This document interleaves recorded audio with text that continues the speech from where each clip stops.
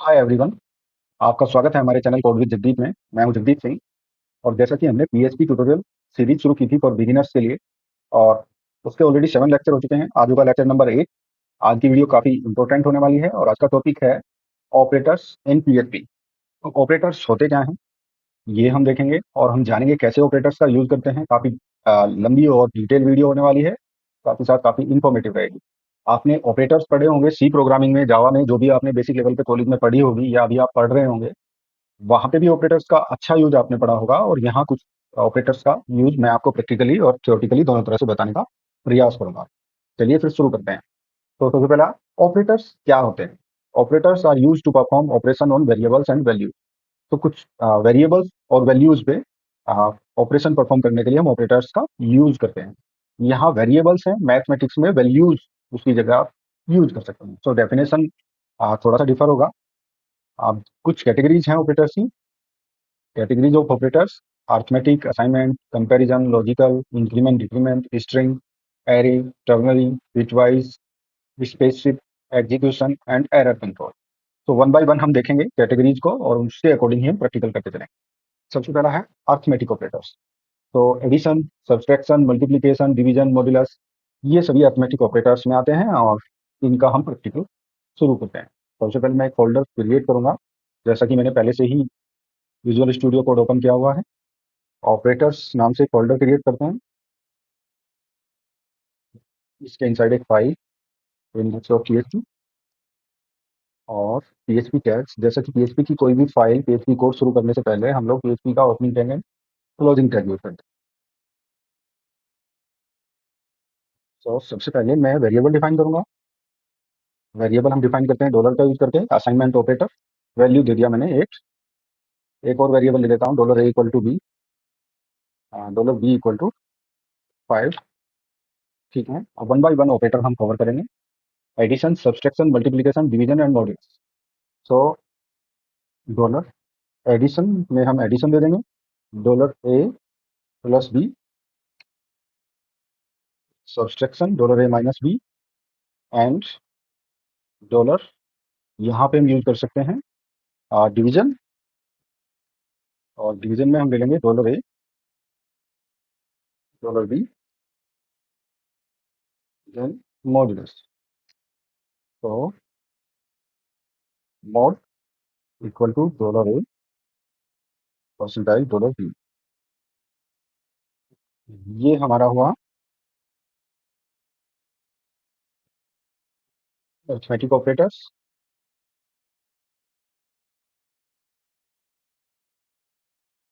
Arithmetic operator, अब इनको करते हैं हम print.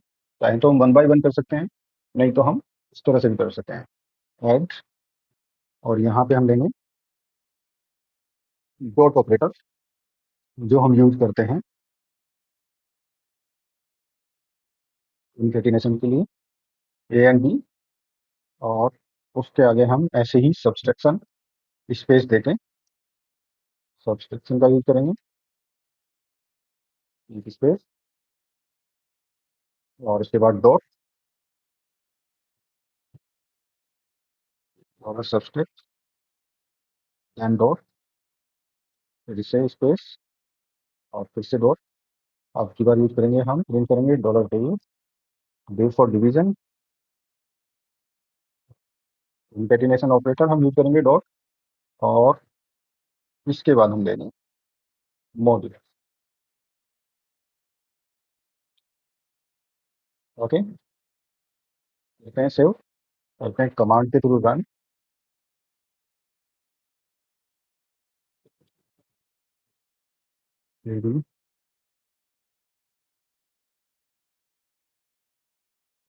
Addition of a and b 13.3 1.63। So आप देख सकते हैं कि एडिशन में आया 13। एक एक करके प्रिंट करते हैं। ए एंड बी 13, और सब्सट्रैक्ट में क्या आएगा हमारा, इसको प्रिंट करते हैं 3 के बाद डिवीजन को करेंगे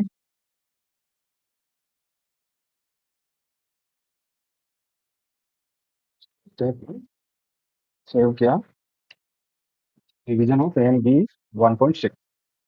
ठीक है, इसके बाद करते हैं मॉड। कॉपी करेंगे इसे यहाँ पे पेस्ट। ठीक है, तो ये हुआ हमारा अर्थमेटिक ऑपरेटर्स। अर्थमेटिक ऑपरेटर हो गया। चलते हैं अगली स्लाइड पे।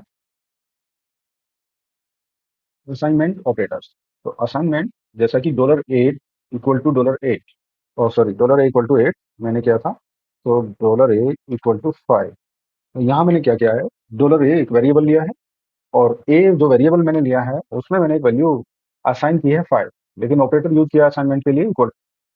तो equal to is assignment operator. Second, addition assignment. तो एडिशन असाइनमेंट क्या होता है, अगर मैं लिखता हूँ $a equals to $a plus 5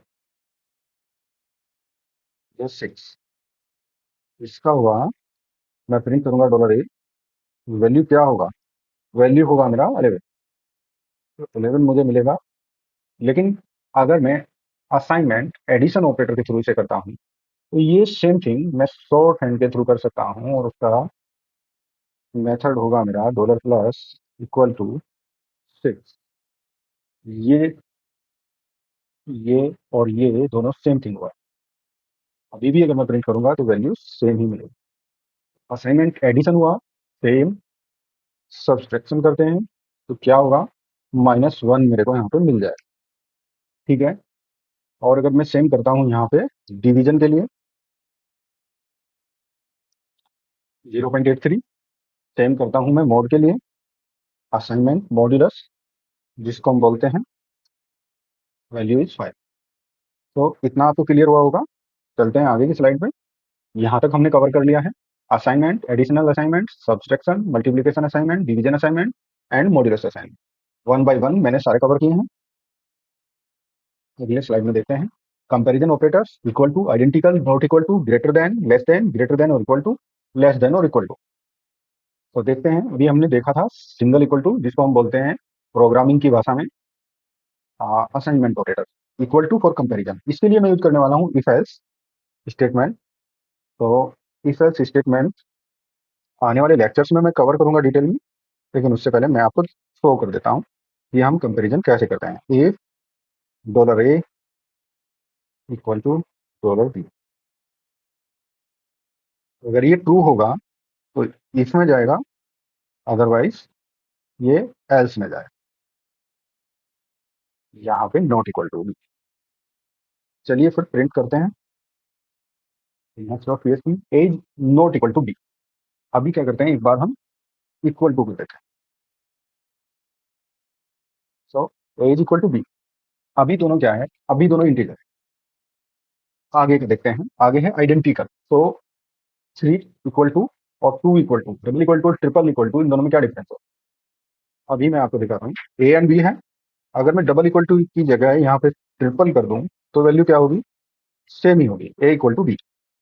लेकिन अगर मैं इसको सिंगल कोट और डबल कोट से, स्ट्रिंग रिप्रेजेंटेशन हम पीएचपी में आइदर डबल कोट और सिंगल कोट, दोनों का डिफरेंस भी मैं स्ट्रिंग में आपको बताऊंगा जब मैं स्ट्रिंग कवर करूंगा लेक्चर्स में, आने वाले लेक्चर्स में आपको कवर होगा। अगर मैं इन्हें ऐसे लिखता हूँ और मैं यूज करता हूँ डबल इक्वल टू, तो क्या होगा, अभी भी कंडीशन ट्रू होगी या फॉल्स होगी, जी हाँ ट्रू होगी, क्योंकि ये केवल दोनों वैल्यूज को कंपेयर कर रहा है, उनका डेटा टाइप ये चेक नहीं कर रहा है। सो इक्वल टू और आइडेंटिकल, डबल इक्वल टू और ट्रिपल इक्वल टू, जो इक्वल टू है और आइडेंटिकल, इन दोनों में यही डिफरेंस होता है। ये क्या करता है इक्वल, ये केवल कंपैरिजन करेगा, डेटा टाइप चेक नहीं करेगा, लेकिन ये आइडेंटिकल चेक करेगा। अगर दोनों वैल्यू सेम है तो उनका डेटा टाइप भी सेम होना चाहिए। ये है दोनों में डिफरेंस। तो एक ए मेरे पास है, $a है मेरा 5, तो ए टाइप, ए वेरिएबल है मेरा 5, बी भी मेरा 5 है, लेकिन एक ए जो है मेरा इंटीजर है, बी है स्ट्रिंग। तो अगर मैं यहाँ पे ये लगाता हूँ आइडेंटिकल ऑपरेटर, तो डबल इक्वल टू यानी कि इक्वल टू यूज करने पे क्या हुआ था, कंपैरिजन ऑपरेटर यूज करने पे हुआ था ए इक्वल टू बी, इसने कहा इक्वल है। लेकिन आइडेंटिकल यूज करने में ये एल्स में जाएगा, A is not equal to B, क्योंकि ये आइडेंटिकल ऑल्सो चेक करेगा, जो कि ये आइडेंटिकल नहीं है, एक टाइप ऑफ इंटीजर है, एक टाइप ऑफ स्ट्रिंग। ठीक है, ये आपको क्लियर हो गया होगा। Not equal to, so not equal to हम दो तरीके से लिख सकते हैं, या तो इस ऐसे या फिर ऐसे। आगे बढ़ते हैं। अभी अगर मैं यहाँ पे यूज करूँ not equal to A and B, तो इसमें क्या होगा? तो इसमें जाएगा A is not equal to B. और अगर मैं यूज करता हूँ इन्हें ऐसे, तो भी एल्स में ही जाएगा। ठीक है, अगर मैं यहाँ पे करता हूँ 6, तो क्या होगा? तो ये जाएगा मेरा इफ में, ए इज इक्वल टू बी। अब एक चीज हम इसमें चेक करते हैं। अगर मैं यहाँ पे स्ट्रिंग लूँ और यहाँ पे मैं आइडेंटिकल कंपेरिजन ऑपरेटर का यूज करूँ, आइडेंटिकल नॉट इक्वल टू का यूज करूँ, तो A is equal to B, still ये इसमें ही गया है। इसका रीजन है क्योंकि ये नॉट नॉट इक्वल टू है, तो ये यहीं पे जाने वाला है। कंडीशन मुझे यहाँ पे प्रिंटिंग चेंज करना पड़ेगा, A is not equal to B, जबकि वैल्यू दोनों 5 है। तो ये हुआ हमारा नॉट इक्वल टू, और ये हुआ आइडेंटिकल नॉट इक्वल टू। वो केवल चेक करेगा वैल्यू का कि दोनों वेट सेम है या नहीं, और ये चेक करेगा कि अगर वैल्यू सेम है क्या उनका डेटा टाइप भी सेम होगा। That is the difference. हाँ, इसे लिखने का एक और टाइप है, ऐसे लिख सकते हैं। अगर हम रन करेंगे तो भी सेम है। ठीक है, और ये किसके सेम है? ये सेम होगा इसके, इसके नहीं। तो नॉट इक्वल टू और आइडेंटिकल नॉट इक्वल टू, ये दोनों का डिफरेंस आपको समझ आ गया। आगे देखते हैं। ग्रेटर देन, तो ग्रेटर देन इक्वल टू, ये आप पहले भी कर चुके होंगे, और मैं यहाँ से स्ट्रिंग हटा देता हूँ, यूज करता हूँ 6। इंट लैंग्वेज पे मत जाना, आप लोग केवल कंडीशन देखना। ए इज इक्वल टू बी, ये यहाँ पे आया ए इज इक्वल टू बी।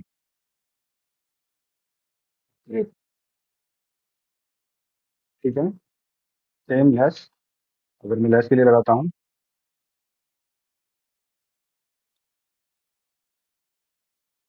ठीक है, ये क्लियर हुआ आपको? लेस देन और इक्वल टू, ग्रेटर देन और इक्वल टू, लेस देन और इक्वल टू।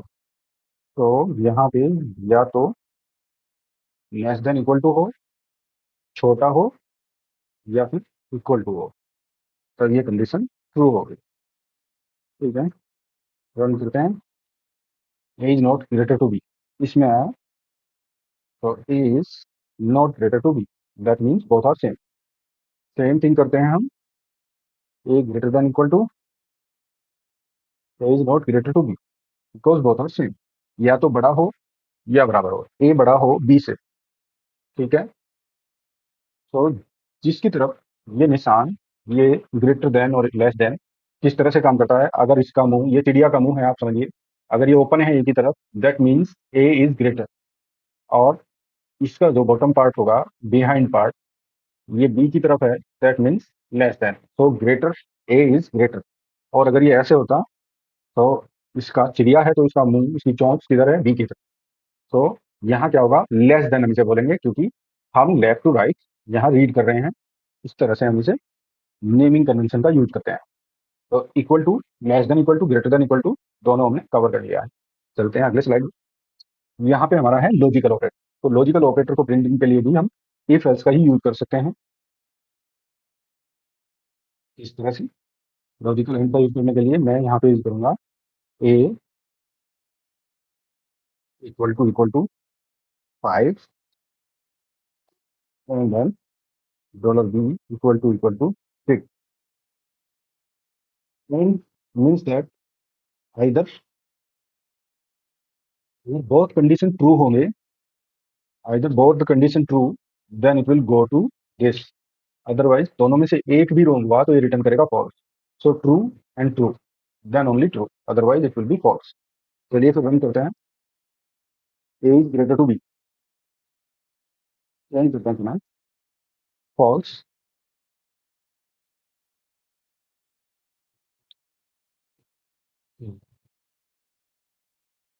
दोनों में से ट्रू था, इसलिए ये कंडीशन क्या हुआ इसका? फॉल्स, एल्स में चला गया। अभी यूज करते हैं 5 यहाँ पे, दोनों ट्रू होंगे तो इफ में जाएगा। Yes, true. ठीक है, तो एंड एंड ऑपरेटर हमने देख लिया है। अब हम देखेंगे और ऑपरेटर, इसका जस्ट रिवर्स हम कर सकते हैं। अगर दोनों में से एक भी ट्रू होगा तो ट्रू में जाएगा, that is true. If that is also five, then the true. दोनों ट्रू होंगे तो भी ट्रू, दोनों फॉल्स होंगे, सॉरी, दोनों में से एक भी ट्रू होगा तो भी ट्रू होगा, दोनों फॉल्स होंगे तब फॉल्स होगा। कैसे? Fix anything we can put here, so false. और ऑपरेटर का यूज भी हमने देख लिया है। आगे देखते हैं हमारा नॉट ऑपरेटर। नॉट अभी हमने देखा था नॉट इक्वल टू के केस में, तो नॉट इक्वल टू फाइव। अब ये डिपेंड करेगा और यूज करना है क्या यूज करना है। ऐसे हम यूज कर सकते हैं A not equal to five, तो यूज करेंगे फॉल्स, क्योंकि ये कंडीशन फॉल्स है, A not equal to five, जबकि ऐसा नहीं है A equal to five it is true. हम कह रहे हैं कि A not equal to five it is false. ठीक है, क्योंकि हम नॉट का यूज कर रहे हैं तो ए इक्वल टू फाइव करेक्ट है, बट नॉट का यूज करने से इसका आंसर रिवर्स हो गया है, इसलिए फॉल्स में गया। आगे देखते हैं एक्सोर। एक्सोर का यूज,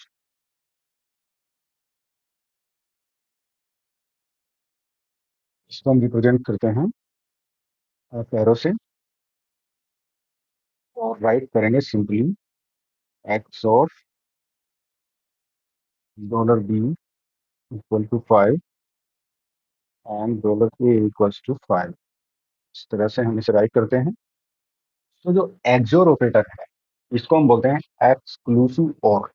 ये और ऑपरेटर के रिवर्स में काम करता है, either this value correct, either this value correct, then only it will go to echo true, otherwise will go to false. देखते हैं रन करा के। फॉल्स, क्योंकि दोनों कंडीशन हमारी ट्रू थी। अगर मैं एक को फॉल्स कर देता हूँ तो ये रिटर्न करेगा ट्रू। करेक्ट, तो दैट वाज एक्सोर, एक्सक्लूसिव और ऑपरेटर, और एक्सोर ऑपरेटर हम इसे बोलते हैं। ठीक है, आगे increment decrement operator. Increment decrement में pre increment, post increment, pre decrement and post decrement, ये ऑपरेटर हम कवर करेंगे। इसके लिए हम देखते हैं यहाँ पे, और वैल्यूज हैं मेरे पास। मैंने कोई भी एक वैल्यू मैं यहाँ पे डिफाइन करूंगा।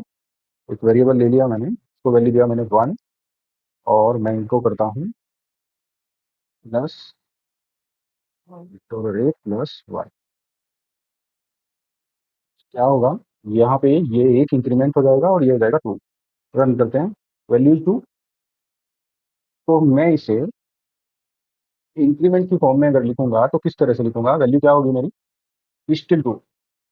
लेकिन अगर मैं बात करूँ इंक्रीमेंट की, ये है मेरा pre increment. So value read होने से पहले ये उसमें इंक्रीमेंट कर देगा। यहाँ इस लाइन में जब यह होगा, कर्सर हमारा आएगा, या कंपाइलर कह सकते हैं, वैसे इंटरप्रेटर है पीएचपी के केस में। जब इंटरप्रेटर यहाँ पे आएगा तो वेरिएबल को रीड करने से पहले, यहाँ पे रीड करने से पहले उसमें पहले एक इंक्रीमेंट करेगा। अब इसका दूसरा केस देखते हैं। पोस्ट इंक्रीमेंट अगर हम करते हैं तो वन इंक्रीमेंट हम किस तरह से करेंगे, रन करते हैं, वैल्यू क्या होगी, वन होगी। वाई, क्योंकि उसने पहले डॉलर ए को रीड किया और उसके बाद उसने प्रिंट किया। अब अगर मैं यहाँ पे करता हूँ अगेन तो डॉलर ए को मैंने फिर से इको दिया, कितना हुआ, 12। नहीं, ये 12 नहीं है, 1 एंड 2 है। अभी मैं इसको यहाँ पे इको हटा देता हूँ, क्योंकि मैंने पोस्ट इंक्रीमेंट किया है इसका। टू, तो पहले ये क्या करेगा, डॉलर ए रीड करेगा, उसके बाद ये प्लस प्लस ए करेगा। और अच्छे से देखते हैं, यहाँ पे मेरा था इस तरह से। अभी मैं क्या करूंगा, मैं यहाँ पे स्ट्रिंग कंकेटिनेट करूंगा और इस स्ट्रिंग में लिखूंगा initial value of A is this, और यहाँ पे इंक्रीमेंट फिर से, यहाँ मैं कमेंट दूंगा after post increment value is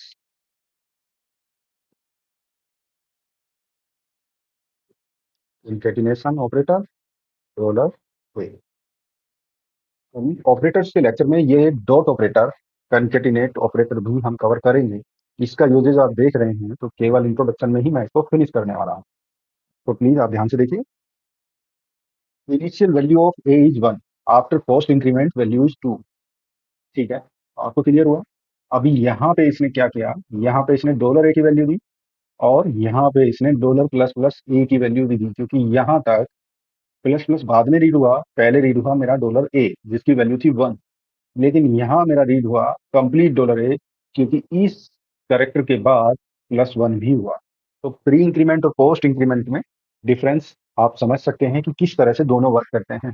pre के केस में पहले रीड करेगा plus plus, plus plus means +1। So in that case ++1 plus plus dollar A को हम कैसे लिख सकते हैं, किसी और तरह से अगर मैं लिखना चाहूँ, तो इसे मैं लिख सकता हूँ 1 प्लस डॉलर ए, इस तरह से।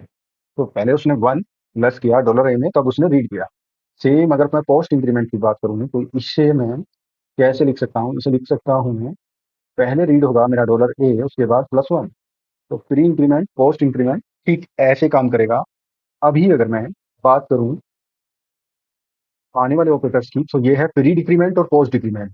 सेम थिंग इस केस में भी होगी। अगर मैं इसकी वैल्यू यहाँ पे एक ही कर देता हूँ 5, और ये करता हूँ मैं पोस्ट इंक्रीमेंट, इसका मतलब होगा पहले ए रीड होगा, देन -1 होगा, सब्सट्रैक्ट होगा 1। ठीक है, ऐसे ही प्री डिक्रीमेंट भी वर्क करेगा, माइनस माइनस ए। तो प्री मतलब पहले क्या करेगा, 1 माइनस ए, इस तरह से ये चलेगा, 1 माइनस ए, इस तरह से। उसके बाद ये इसकी वैल्यू में डिक्रीमेंट करेगा। तो यहाँ माइनस ए नहीं मिलेगा हमें, लेकिन कुछ इस तरह से हम चीजों को समझ सकते हैं कि पोस्ट और प्री कैसे काम करता है। प्री पहले इंक्रीमेंट, प्री डिक्रीमेंट पहले डिक्रीमेंट। ठीक है, इस तरह से चलेगा, पोस्ट इंक्रीमेंट और डिक्रीमेंट बोथ। अभी मैं करता हूं यहाँ पे माइनस माइनस ए। इस केस में क्या होगा, रन करते हैं। Initial value of A is 4। मैंने भी बताया था कि -4 नहीं आएगा, 4 ही आएगा। सेकंड वैल्यू में भी 4 ही आया। अब दोनों में एक साथ कर देता हूं। तो यहाँ पे अगर मैं करता हूँ पोस्ट, ये प्री डिक्रीमेंट था, मैं करता हूँ पोस्ट। पोस्ट डिक्रीमेंट के केस में क्या होगा, ये वैल्यू मेरी सेम होगी 5, क्योंकि यही डॉलर ए पहले ये रीड होगा। तो इनिशियल वैल्यू इसमें रहेगी। Initial value of A is 5, after post increment value is 4। Increment की जगह हम करेंगे डिक्रीमेंट। ठीक है, फिर से रन करते हैं, पहले क्लियर स्क्रीन, रन करें। Initial value of A is 5, after post decrement value is 4। ठीक है, यहाँ तक क्लियर हुआ? आगे बढ़ते हैं। स्ट्रिंग ऑपरेटर, स्ट्रिंग ऑपरेटर में कनकेटिनेशन, डॉट ऑपरेटर, जो अभी हम यहाँ पे देख रहे हैं। अगर मुझे दो स्ट्रिंग ये ज्वाइन करनी है, तो मैं इन्हें कैसे कर सकता हूँ? यही तो हमने किया है। ये जो हम इंक्रीमेंट डिक्रीमेंट के बीच में, कमेंट के बीच में डॉट यूज कर रहे हैं, अभी हम देख सकते हैं। दैट इज, यही तो है मेरा dot operator. Concatenation assignment, concatenation assignment same like addition and subtraction. तो यहाँ मैं क्या करने वाला हूँ, पहले मैं कंट्रोल जेड करता हूँ, इंक्रीमेंट डिक्रीमेंट, मैं इसको कर देता हूँ कमेंट, क्योंकि मैं ऐसे ही इसे रेपो में पुश करने वाला हूँ। और अगर चाहें आप तो जाकर के इसकी हेल्प ले सकते हैं। ठीक है, यहाँ पे मैं यूज करता हूँ $str इक्वल टू 5। और दूसरा मैं यहाँ पे क्या कर सकता हूँ, मैं कर सकता हूँ $str equal to $str dot, यहाँ पे मैं एक स्पेस के बाद लिखूंगा अपना नाम। तो अगर मैं इको करता हूँ str को, तो यहाँ पे मुझे मिलेगा हाई रिटी। ठीक है, तो कंकेटिनेशन असाइनमेंट का क्या मतलब है, ये same thing concatenation, sorry concatenation assignment के थ्रू, सेम थिंग अभी आप देखेंगे। Logic। ठीक है, तो ये था कंकेटिनेशन असाइनमेंट। चलते हैं आगे की स्लाइड में। Array operator, union, equality, identity, inequality and non identity, case of array. Array अभी हमने कवर किया नहीं है, आने वाले वीडियोज में एरे कवर करेंगे।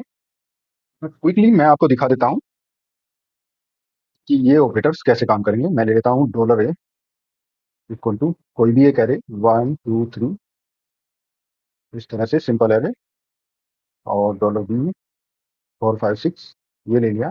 सबसे पहले होगा मेरा यूनियन। तो यूनियन करने के लिए मैंने ले लिया है यूनियन, और अभी मैं आपको करूंगा प्रिंट आर। प्रिंट आर हम यूज करते हैं प्रिंट अंडरस्कोर आर, ये यूज करते हैं डीबगिंग के लिए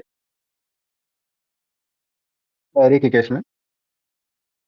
एग्जिट यूज करते हैं हम कंसोल को स्टॉप करने के लिए, क्योंकि जब यहाँ पे कोई भी प्रिंट होगा इसके आगे की लाइन वो एग्जीक्यूट नहीं करेगा, यहीं तक एग्जीक्यूट करके वो हमें शो करते हैं।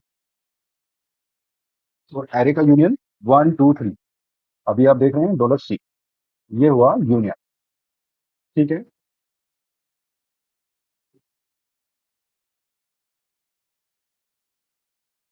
और अच्छे से शो करने के लिए हम यूज कर सकते हैं वायर डाउन, इसका यूजेस भी मैं आपको बताऊंगा। तो इस केस में हमारे पास क्या आया, int A, sorry int 1 int 2 int 3। Var dump क्या कहता है कि स्क्रीन पे वेरिएबल की इंफॉर्मेशन को डंप करने के लिए वायर डंप हम यूज करते हैं। ठीक है। इसका यूजेस सही से आप देख पाएंगे मल्टी एरे के केस। तो मल्टी एरे क्रिएट करने के लिए मैं क्विकली मल्टी एरे यहाँ पे बना लेता हूँ, और वो मल्टी एरे किस तरह से बनेगा कि वैल्यू पेयर्स की फॉर्म में। ये होगा हमारा 1, और इसका वैल्यू हमने दिया 1। ऐसे ही मैंने लिया 2, इसका वैल्यू हमने दिया 2। सेम थिंग हम कर लेंगे यहाँ पे,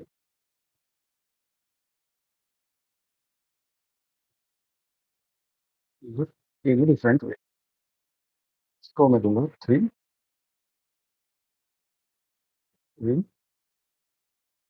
और अभी हम देखते हैं कि आपको हमें क्या है।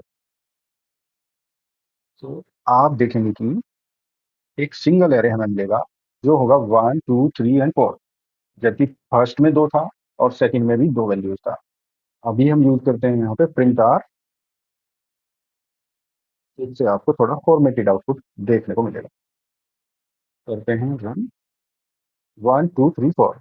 तो की कंबाइन हुआ, की में और वैल्यूज वैल्यूज, एक सिंपल कंबाइन एरे हमें यूनियन करने के बाद। आगे देखते हैं इक्वालिटी। तो both the array will equal और नॉट, और in the case of values also we can compare. Identity also we can compare, वही इफ एल्स वाला केस। If dollar a 0 equal to dollar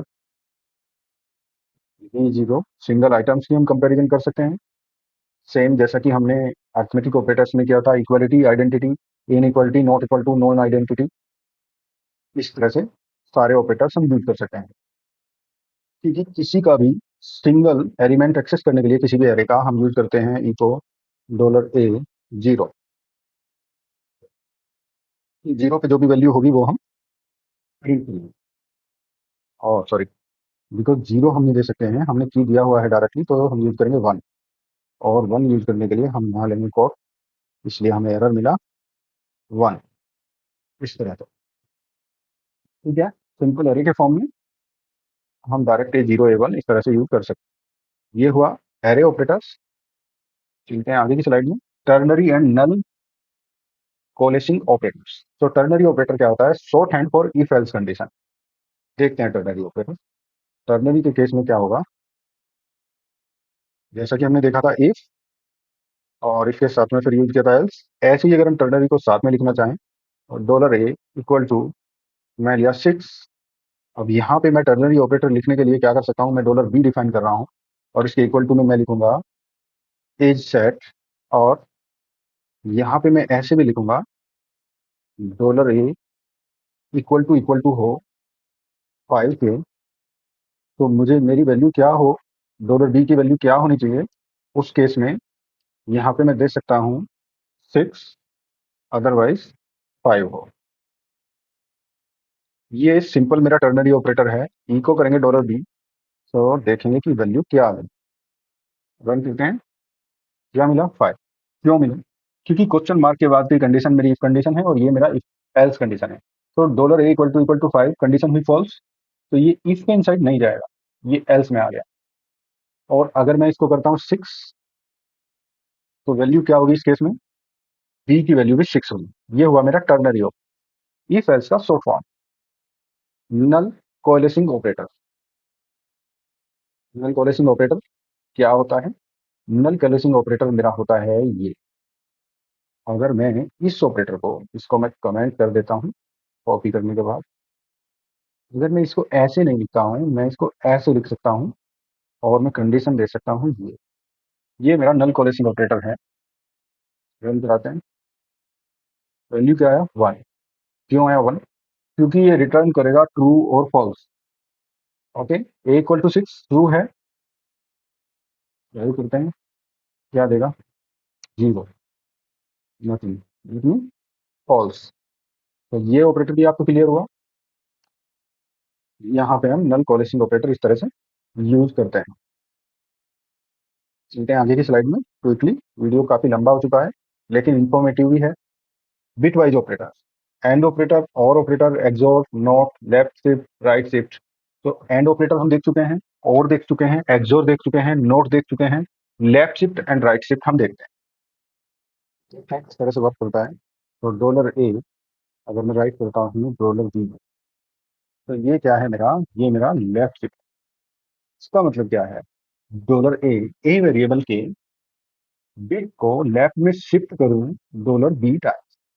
ठीक है, ईच शिफ्ट का मतलब है डिवाइड बाई 2, इस case multiply by 2, not divide. और अगर मैं लिखता हूँ dollar a right shift dollar B, इसका मीन्स होगा divide by, sorry, multiply by 2 and divide by 2। तो divide by 2 and multiply by 2। ये यूज कहाँ होते हैं? ये यूज होते हैं बाइनरी वैल्यू, बाइनरी वैल्यूज में हम यूज करते हैं। देखते हैं एग्जाम्पल के थ्रू कैसे काम करता है। अब कहते हैं कमेंट, इसको भी इंग्लिश को डॉलर ए वैल्यू देते हैं इसको 4, और यहाँ पे हम यूज करेंगे dollar a equal to dollar a to lap by 2। इसको दे देते हैं वेरिएबल रिजल्ट, और यहाँ पे हम इनको करेंगे डॉलर रिजल्ट। देते हैं रन। सबसे पहले clear screen. 16, why it is 16? क्योंकि यहाँ पे क्या हुआ, left shift by 2, that means multiply by 2। अगर मैं सिंगल शिफ्ट करता हूँ तो एक बार मल्टीप्लाई बाई 2 करता हूँ, डबल शिफ्ट करता हूँ तो मल्टीप्लाई बाई 2 करता हूँ 2 times. So 4 into 2 8, 8 into 2 16, that's why. करते हैं कमेंट, देखते हैं रिवर्स केस। इसको मैं करता हूँ 16, या इसको मैं रहने देता हूँ 4 ही, आपको बाद में कंफ्यूजन ना हो। करता हूँ कमेंट, यहाँ पे लिखता हूँ 16, इसका रिवर्स राइट शिफ्ट के through reason equal to dollar a, right shift करेंगे बाई 2। मेनली क्या आना चाहिए? 4 आना चाहिए, करेक्ट 4। और ये आपने देखा right shift and left shift कैसे काम करता है। चलते हैं आगे के स्लाइड में। ऑलरेडी लेक्चर काफी लंबा हो चुका है। स्पेसशिप ऑपरेटर, और देखते हैं कैसे काम करता है। Compare to values and return -1, 0 और 1। और ये देगा वैल्यू जो देता है ये रिजल्ट के हिसाब से, अगर ट्रू होगा तो ये आइदर ये कंबाइंड कंपैरिजन ऑपरेटर है। कैसे काम करेगा देखते हैं। I have dollar a equal to 5 and dollar B equal to 10। यहाँ पे मैं लिखता हूँ रिजल्ट, और इक्वल टू में मैं लेता हूँ डॉलर ए स्पेसशिप ऑपरेटर, और यहाँ मैं लिखता हूँ $b/2। तो रिजल्ट मेरा यहाँ पे क्या होना चाहिए, ये आपको क्लियर होगा। 5 आएगा, ये भी 5। यहाँ ये क्या करेगा, दोनों का कंपैरिजन करेगा और एक तरह से सब्सट्रैक्ट कर देगा। 5, ये भी 5, ये भी 5, वैल्यू होगी 0।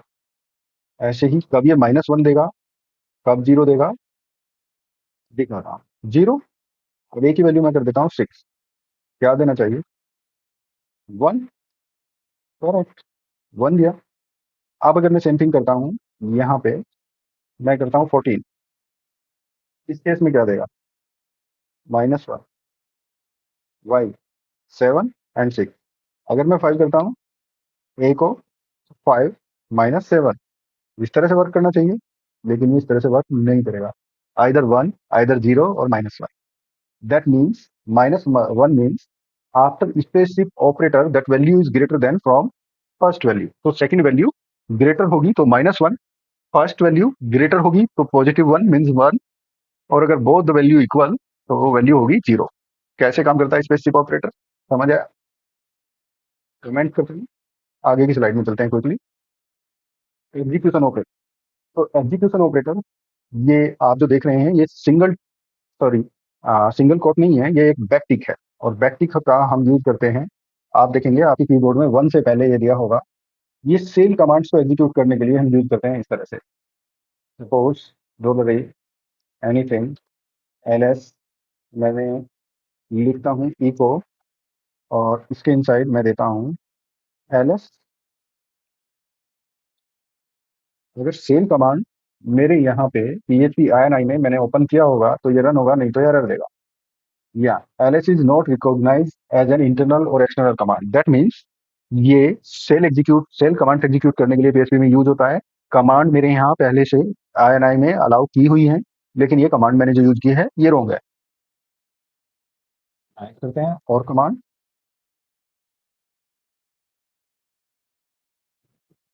ls is not recognize as an internal or external command. Same error, ये एरर नहीं है, ये एक तरह का नोटिस है। PHP में 3 टाइप के एरर्स हमारे पास होते हैं। पहला notice, second warning, third is फॉर्टी एरर और syntax error, we can say. चलते हैं आगे की स्लाइड में। तो बैकटिक कैसे काम करता है ये आपने देखा, एग्जीक्यूशन ऑपरेटर। एक ऑपरेटर और हमारा आगे है, एरर कंट्रोल ऑपरेटर। तो ये कैसे काम करता है देखते हैं क्विकली। अगर मैं बिना किसी वेरिएबल को डिफाइन किए हुए यहाँ लिखता हूँ इनको $a, क्या होगा, एरर आएगा। और रन कराता हूँ मैं, एरर आ गया, अनडिफाइंड वेरिएबल $a। तो ये ऑपरेटर है मेरा @ क्यों यूज करते हैं, देखिए आप, अभी आपको एरर मिला था, फिर भी मिलेगा, लेकिन क्या हुआ कि वो उस एरर को इसने स्पेसिफाई नहीं किया। सो PHP supports one error control operator, that is sine operator. इसको जो भी एरर आएगा @ यूज करने के बाद ये उस एरर को इग्नोर कर दे, और हमें ये वार्निंग या एरर मैसेज शो नहीं करेगा। ऑल दो वेरिएबल डिफाइन नहीं है। फिर से दिखाता हूँ डिफरेंस, देख सकते हैं। और लगाने के बाद ये इस एरर को सप्रेस कर देगा, आपको शो ही नहीं करेगा। ठीक है, ये था हमारा एरर कंट्रोल ऑपरेटर। प्रोडक्शन में हम यूज कर सकते हैं जिससे कि हमें एरर शो ना हो। अभी एक इंपॉर्टेंट टॉपिक है ऑपरेटर प्रीसिडेंस। ऑपरेटर प्रीसिडेंस क्या होता है कि किस ऑपरेटर को क्या प्रायोरिटी देते हैं। आपने मैथमेटिक्स में पढ़ा होगा बोर्ड मास रूल। सेम बोर्ड मास रूल की तरह से यहाँ भी चलेगा, लेकिन आप अगर ऑपरेटर प्रीसिडेंस की बात करेंगे तो यहाँ पे आप PHP पे जा सकते हैं, ऑपरेटर प्रीसिडेंस देख सकते हैं।